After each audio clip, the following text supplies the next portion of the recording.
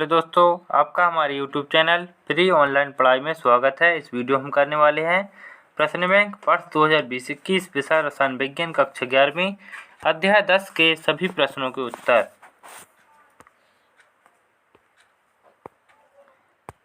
अध्याय 10 S block के तत्व। इसमें हम करने वाले हैं आपके सबसे पहले हम वस्तुनिष्ठ प्रश्न करेंगे, उसके बाद हम 4 अंक वाले प्रश्नों का हल देखेंगे। तो इस वीडियो में आप इस वीडियो के अंत तक बने रहिए और इस वीडियो को पूरा देखिए। तो चलिए शुरू करते हैं। इसके सबसे पहले वस्तुनिष्ठ प्रश्न। तो निम्न को घटती हुई अपचायकता क्षमता के अनुसार व्यवस्थित कीजिए। तो अपचायकता कहलाती है इलेक्ट्रॉन त्यागने की क्षमता। तो इसका जो आंसर हो जाएगा आपका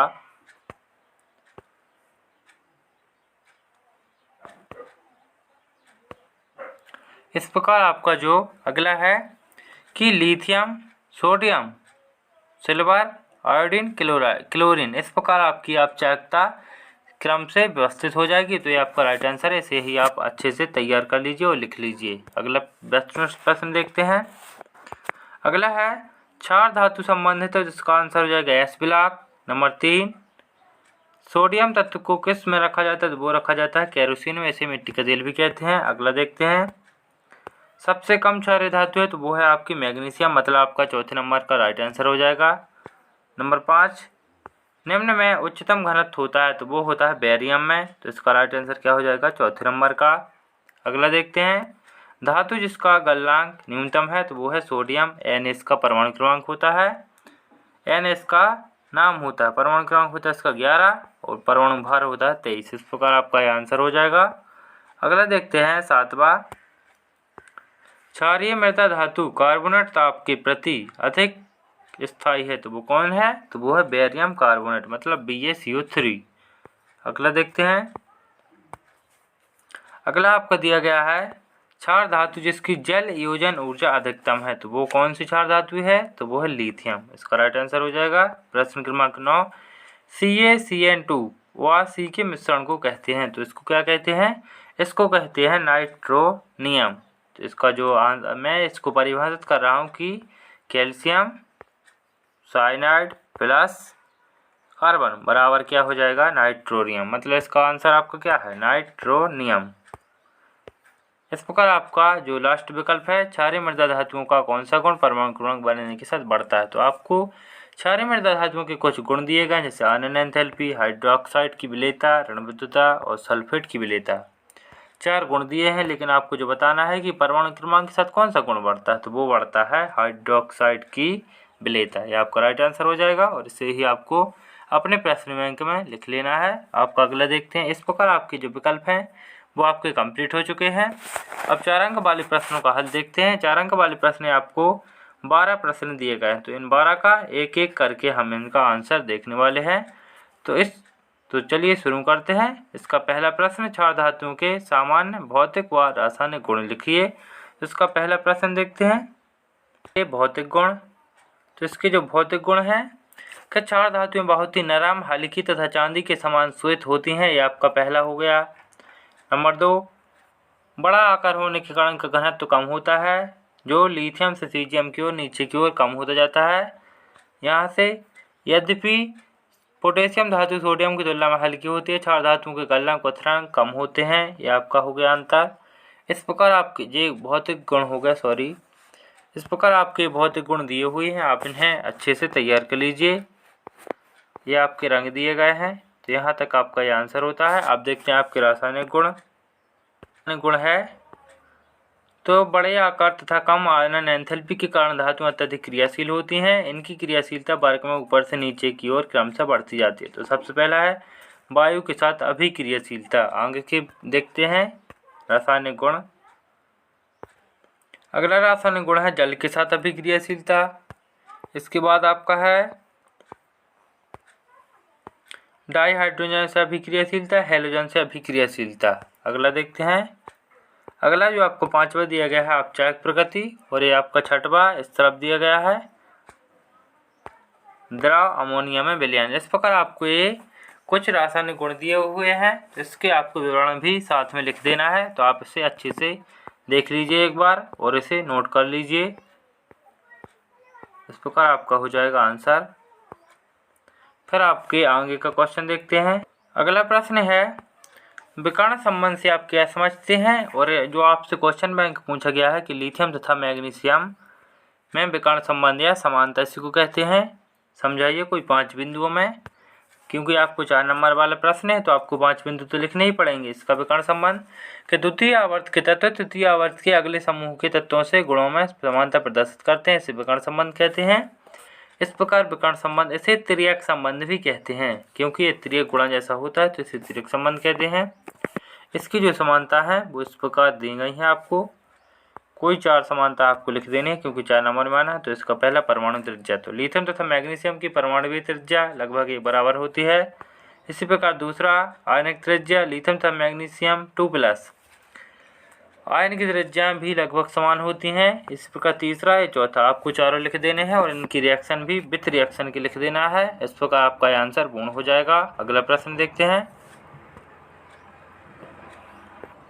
अगला प्रश्न है आपका कि क्या होता है जब, मतलब ये रिएक्शन बहुत ही इंपॉर्टेंट होती है कि सोडियम धातु को जल में डाला जाता है और सोडियम पेरोक्साइड को जल में घोला जाता है। तो आप दोनों रिएक्शन बड़ी आसानी से देखेंगे। ये आपका एनसीईआरटी का प्रश्न है, इसे आप अच्छे से तैयार कीजिए। देखते हैं इसका सॉल्यूशन। तो इसका सॉल्यूशन ये है आपका कि यह जल के साथ तीव्र क्रिया कर हाइड्रोजन उत्पन्न करती है। तो देखो यहाँ पर आपको क्या लेना है, 2Na और 2H2, मतलब एक सोडियम एक जल।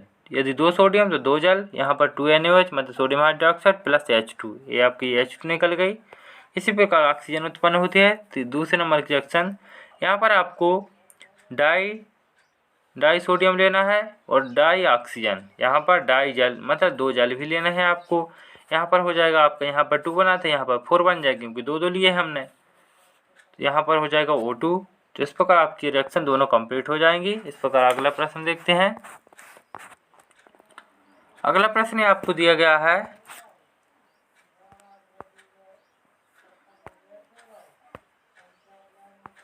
प्रथम एवं द्वितीय समूह के तत्व में अंतर बताइए, या फिर आपको लिख सकते हैं क्षारीय एवं क्षारीय मृदा धातुओं की तुलना कीजिए, ये ऐसा भी आ सकता है।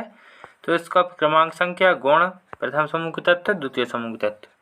तो आपको जो पहला अंतर इसमें दिया गया है वो बहुत ही सिंपल दिया गया है, क्योंकि ये यौगिक क्या होते हैं, वर्ग 1 के तत्व हैं। तो एककों की हमेशा क्या होती है, +1 संयोजकता होती है, ऑक्सीकरण अवस्था होती है, और n एककों की 2 होती है, क्योंकि ये समूह 2 के तत्व माने जाते हैं। इस प्रकार आपके घनत्व, तो इनका घनत्व जल से कम होता है, इनका घनत्व जल से अधिक होता है। नंबर 3 गलनांक, तो आयनन ऊर्जा, धन विद्युतीय गुण और कार्बोनेट्स। इस प्रकार आपके 6 अंतर आपको अच्छे से तैयार कर लेने हैं और इन्हें अच्छे से आपको लिख कर देख लेना है, क्योंकि आप वार्षिक परीक्षा में अच्छे से लिख पाएँ। अगला देखते हैं। ये आपके प्रश्न क्रमांक 7 का आंसर है। तो इसमें आपसे है जो 2 पॉइंट ही पूछे गए थे कि सल्फेटों की जल में विलेयता, तो इनका सल्फेट जल में विलेय होते हैं, इनके सल्फेट में अविलेय होते हैं। इस प्रकार आपका ये आंसर हो जाएगा।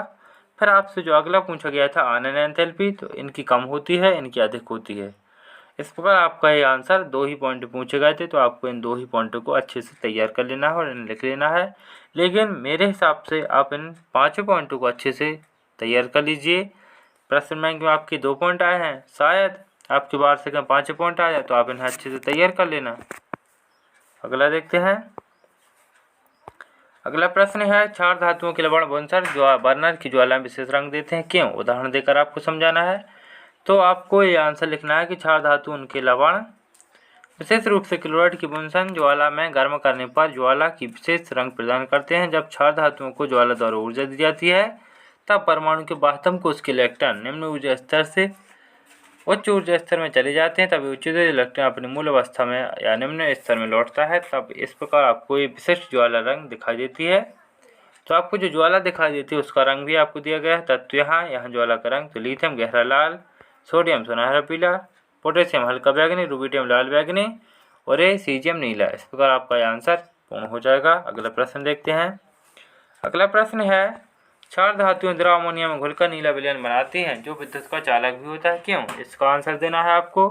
तो सबसे पहले आपको इसकी रिएक्शन लिखनी है और फिर इसका कारण लिखना है कि विलयन का नीला रंग अमोनिया युक्त इलेक्ट्रॉन की उपस्थिति के कारण होता है तथा विलयन की चालकता अमोनिया युक्त धनायन तथा अमोनिया युक्त इलेक्ट्रॉन मतलब ऋणायन दोनों की उपस्थिति के कारण होती है।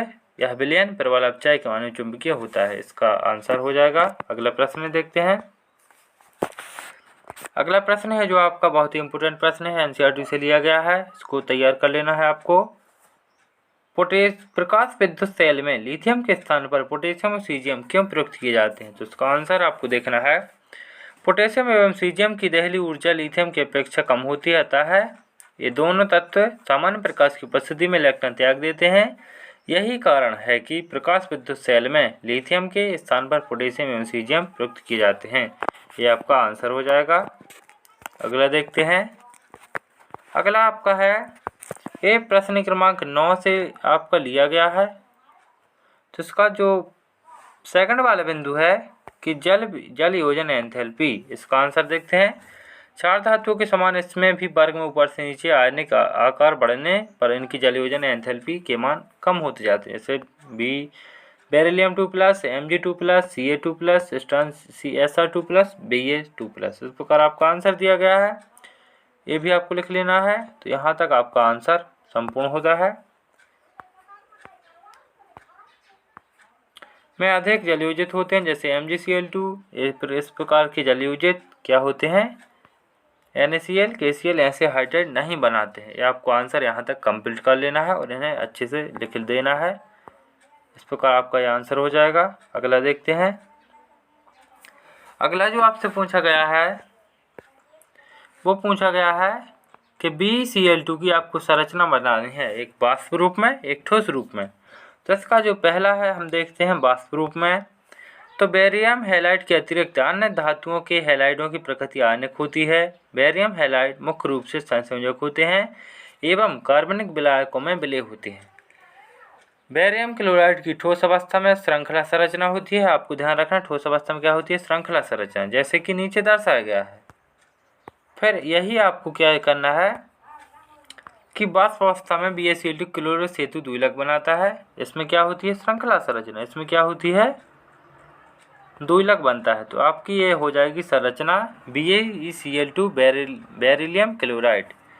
फिर आपका जो नीचे आंसर यहाँ तक आपको कंप्लीट कर देना है। तो यहाँ तक आपका आंसर 9वें नंबर का भी कंप्लीट हो जाएगा।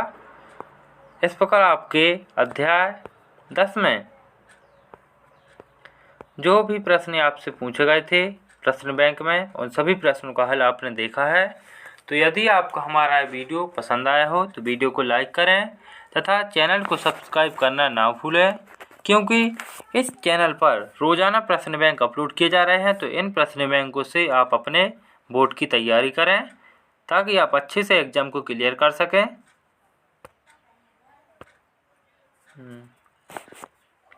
Thanks for watching.